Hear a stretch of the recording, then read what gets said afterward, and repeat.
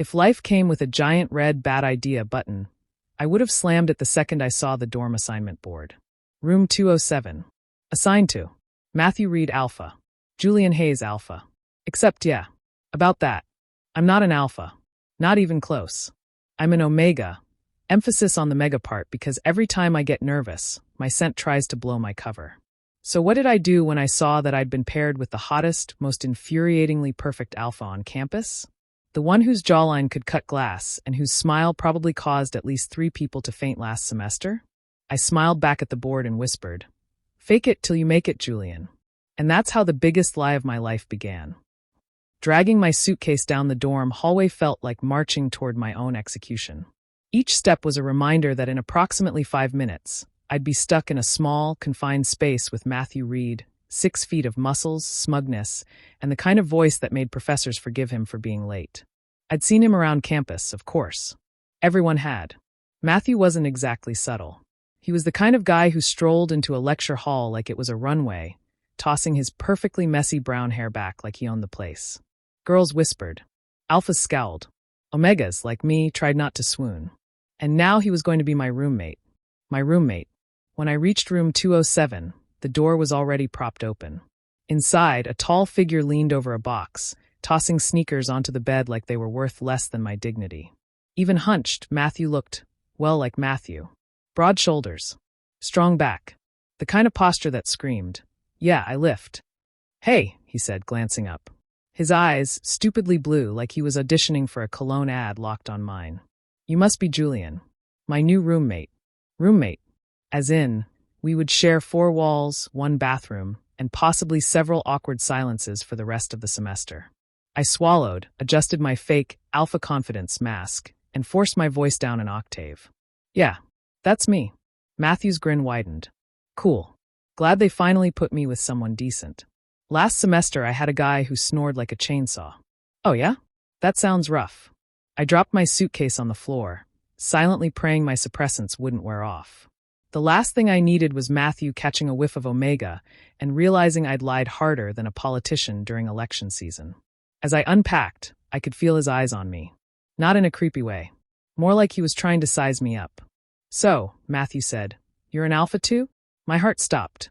I mean, technically, yes, according to the world's dumbest housing mix-up. But biologically? Big fat nope. Still, I forced a casual shrug. "Yeah, alpha. Nailed it. Totally believable. No one would ever suspect." Matthew tilted his head, studying me. "Huh. You don't give off the same vibe as most alphas." "Abort mission." "Abort mission. What do you mean?" I asked, trying to keep my voice steady. He smirked. "Most alphas walk around like they've got something to prove. All chest puffing, dominance this, dominance that. You're different. Calmer." I let out a fake laugh. Guess I'm just built different. Inside, I was screaming. If by different, he meant secretly an omega trying not to get caught, then yeah, nailed it again. By evening, the room looked half-settled. My bed was neatly made. Matthew's side looked like a sports store exploded. He lounged on his sheets, scrolling through his phone like he hadn't just accidentally become the biggest problem in my life. "So, Julian," he said suddenly, "why'd you choose this school? Don't tell me it was for the cafeteria food." I shrugged, pretending to be casual when in reality, I'd rehearsed this answer for years. "Good programs. Nice campus. You know." Matthew chuckled. "Fair enough. Guess I'll find out if you're lying when midterms hit." If only he knew that I was already lying. The conversation drifted after that. Classes, sports, random gossip. Every time Matthew laughed, my chest did a stupid flip. Every time he leaned back, stretching his arms behind his head like some kind of lazy Greek god, I had to remind myself to breathe. And then came the worst part of all. Nighttime. Because night meant sleeping. And sleeping meant breathing. And breathing meant sense. I sprayed myself with extra deodorant, stuffed 2-cent patches under my shirt, and prayed to every deity I could think of. If Matthew noticed anything weird, it would all be over. "Lights out?" he asked, already climbing into bed. "Yeah," I croaked. The room went dark, except for the faint glow of streetlights sneaking through the blinds. I lay there, staring at the ceiling, heart pounding like a war drum. Every shift of the mattress on the other side of the room reminded me. I was sharing space with him, breathing the same air, living the lie. "Hey, Julian." I nearly jumped out of my skin. Why, yeah. There was a pause. Then Matthew's voice, soft but teasing. You really don't smell like most alphas either. My lungs froze. He noticed. He actually noticed.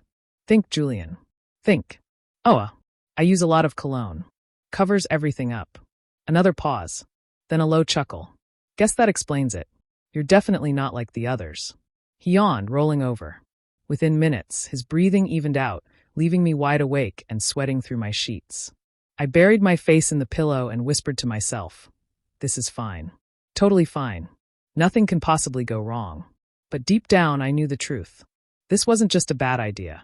This was the kind of bad idea that ends with me either heartbroken, exposed, or both. And yet, as I drifted off, a tiny part of me couldn't help but feel excited.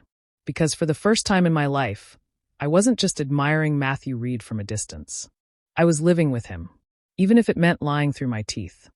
If pretending to be an alpha were an Olympic sport, I'd already have a gold medal and a pulled muscle from all the stress. 2 weeks into dorm life with Matthew Reid, I was hanging on by sheer caffeine, deodorant, and willpower. Every morning I woke up thinking, today's the day he finds out, and every night I fell asleep whispering, maybe tomorrow won't kill me either. The problem wasn't just the lie itself. The problem was Matthew. He was everywhere.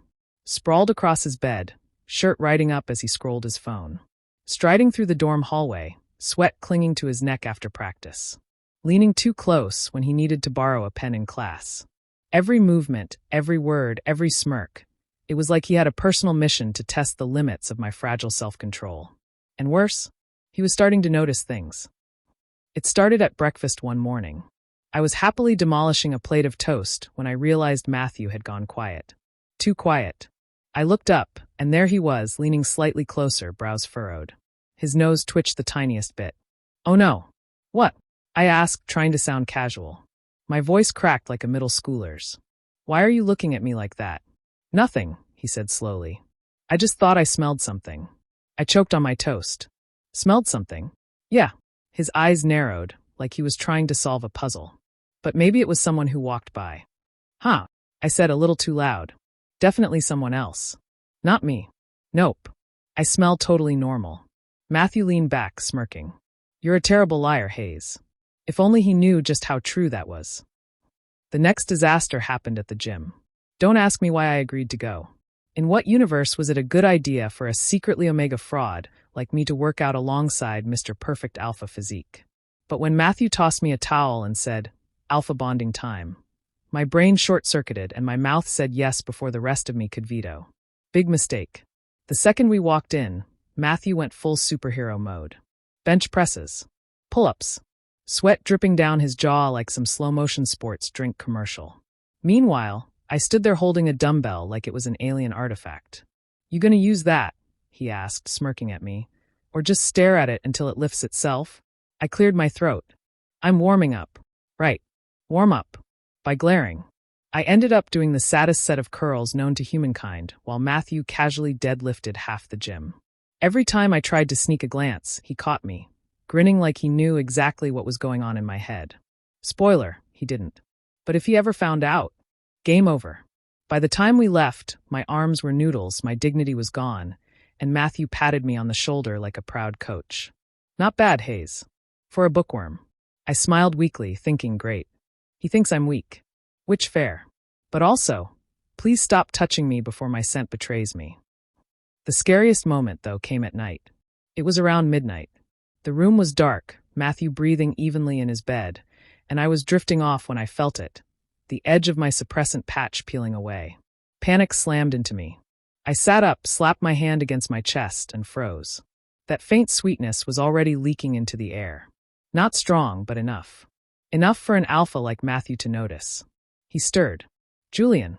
His voice was groggy, thick with sleep. What's up? Nothing. I squeaked. Just bathroom. I practically sprinted to the bathroom, slammed the door, and leaned against it, heart pounding like I'd just escaped prison. I yanked the old patch off, slapped on a fresh one, and sprayed half a can of deodorant. By the time I crawled back into bed, Matthew had rolled over again, muttering something about me being weird. Weird was better than exposed. And yet, despite the constant risk of discovery, there was something dangerous about how comfortable I was becoming. Matthew had this way of making even the smallest things feel easy, like saving me a seat in class without asking, sharing his snacks like it was no big deal, asking about my family, my hobbies, even my terrible music taste, and actually listening. It wasn't supposed to feel like this. It was supposed to be unbearable torture, lying every day, keeping my distance. But the longer we lived together, the harder it became to remember where the act ended and the real me began. Because maybe I wasn't just lying to him. Maybe I was lying to myself too. One night, as we both lay in the dark, Matthew spoke suddenly. "You're not like the other alphas." My whole body went rigid. "What do you mean?" "You don't posture. You don't try to compete with me. You're calmer." I forced a laugh. "Guess I'm just built different." He was quiet for a moment, then chuckled softly. "Yeah, different." And as he drifted off to sleep, I stared at the ceiling, heart twisting. Different. If only he knew how right he was. If lying were a class, I'd been getting straight A's. But even the best students eventually bomb a test. And my test arrived during the annual campus sports festival. Now, let me be clear. I am not, by any definition, athletic. My idea of cardio is speed walking to the cafeteria before the fries run out. So when Matthew dragged me to the sign-up table and said, "We're joining the relay," I laughed. Out loud. In his face. "Yeah, no," I said. "I'm allergic to running." "Don't be dramatic," he replied, scribbling both our names down anyway. "You're an alpha. You'll be fine." Right. Because all alphas are supposed to have legs like rockets and stamina like a machine. Meanwhile, I had knees that cracked like popcorn every time I stood up too fast. But refusing too hard would look suspicious. So I went along with it, praying for divine intervention.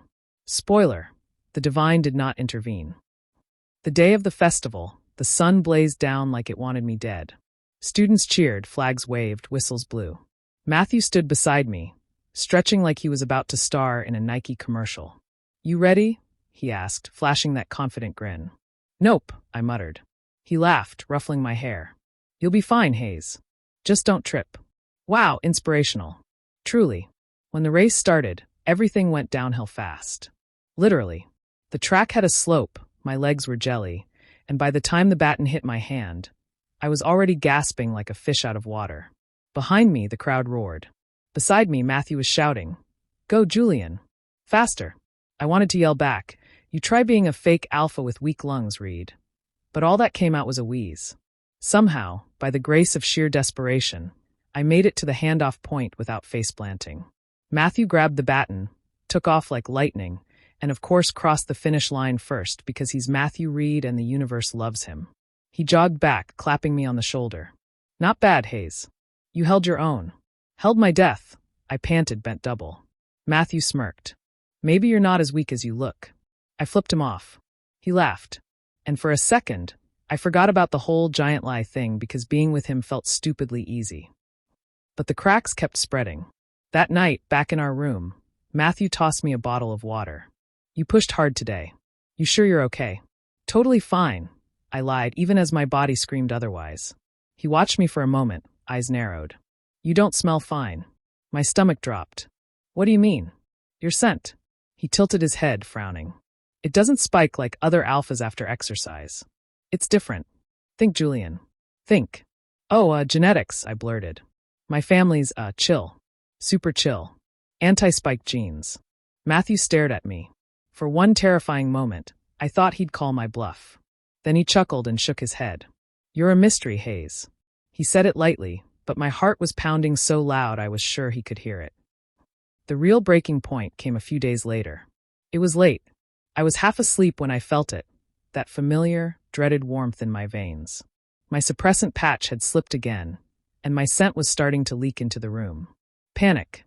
Pure, unfiltered panic. I scrambled out of bed, trying to smother myself in deodorant before Matthew noticed.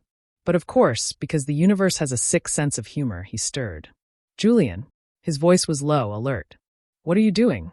Nothing." I squeaked. He sat up, rubbing his eyes. Then he froze. And I knew. He smelled it. His eyes sharpened, fixing on me. "Julian, what are you hiding?" I laughed nervously, waving my hands. "Hiding? Me? Nothing. I'm just, experimenting with new cologne." Matthew stood, stepping closer. Too close. My back hit the wall as he leaned down, gaze intense. You've been off since day one, he said softly. The way you act, the way you smell. You're not telling me something. What is it? My throat closed. Every excuse I'd rehearsed dissolved. His scent sharp, commanding, pressed down on me, demanding honesty. My body screamed to submit, but my brain screamed louder. If he finds out, it's over. I stammered, clutching my chest. I'm fine. Just tired. You're imagining things. Matthew studied me for a long, unbearable moment. Then finally he sighed, stepping back. Fine. Keep your secrets, Hayes. But I'll figure you out eventually. He climbed back into bed, turning away. And I just stood there, shaking, heart racing, knowing the truth. The cracks in my lie were spreading fast. And sooner or later, everything would shatter. If my life were a movie, this would be the scene where the audience is screaming at the screen. Just tell him already, Julian. But no, I'd been stubborn. A professional liar. The Shakespeare of deception. And now, karma had decided to personally drag me by the throat. It started one Friday night. The dorm was unusually quiet. Most students were out celebrating the end of midterms. I was in bed, pretending to scroll on my phone, while Matthew typed away on his laptop across the room.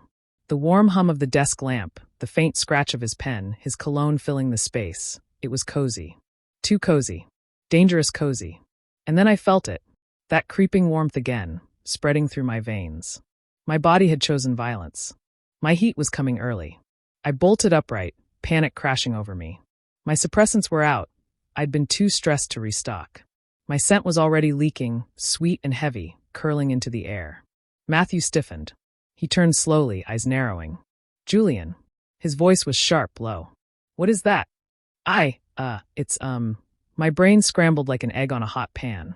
Air freshener? He stood, crossing the room in 2 strides. I backed up, heart pounding, but there was nowhere to run. The wall was cold against my back. His hand braced beside my head, caging me in. His eyes, stormy gray, intense, locked on mine. That's not air freshener. That's an Omega scent. Boom. Exposed. I laughed nervously, trying to sidestep him. Crazy, right? Must be the neighbor. Strong cologne. Matthew caught my wrist. Gently but firmly. Stop lying. And just like that, the dam broke. My chest tightened, eyes burning. I was so tired. Tired of pretending. Tired of acting like someone I wasn't. Tired of hiding from the one person I liked more than I should. I'm sorry, I whispered. I lied. He didn't say anything. Just waited. I'm not an alpha, I admitted, voice cracking. I never was. I only said it so I could share this room. Because I swallowed hard. Because I wanted to be close to you. The silence stretched. My heart hammered so loud it hurt. Then Matthew sighed, running a hand through his hair. Julian. Oh God. Here it comes. The disgust.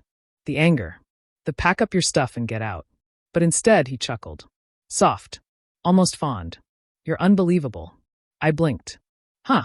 He shook his head, eyes crinkling with amusement. I knew something was off. But I didn't expect this. That's it? You're not mad. Oh, I'm mad, he said, leaning closer. You lied to me for weeks, Hayes. That's gonna cost you. Cost me what? I squeaked. Matthew's grin turned wicked. Trust. Privacy. Maybe dessert privileges. I gawked. You're insane. And you're reckless, he shot back, softer now. His hand brushed my cheek, making my whole body short-circuit. Do you have any idea how dangerous it was pretending like that? What if someone else figured it out first? Someone who wouldn't care the way I do. My breath caught. The way you care? He sighed, pressing his forehead lightly to mine. Idiot. I like you. Omega or Alpha, it doesn't matter. You drive me crazy either way. My brain blue-screened. Matthew Reid likes me. Matthew Reid likes me. Then the heat surged again, stronger this time. My knees buckled, and Matthew instantly steadied me. Julian. His voice was firm, steady. Your body's burning up. You need to rest. I'm fine, I mumbled. Totally not fine. My scent was flooding the room like honey, and the way Matthew's pupils dilated told me he noticed every drop of it. Don't push yourself, he said, guiding me to bed. His tone was gentle but commanding, the kind of voice that made my Omega instincts curl up and obey. He pulled the blanket over me, brushing hair from my forehead. Matthew, I whispered, half delirious. You really don't hate me? His smile was soft, rare. Not even close. But you owe me a lot of explanations when you're better. I let out a shaky laugh, too weak to argue. Fine. I'll pay you back in French fries. He chuckled, settling on the chair beside my bed. Idiot. My eyes fluttered shut, warmth flooding me.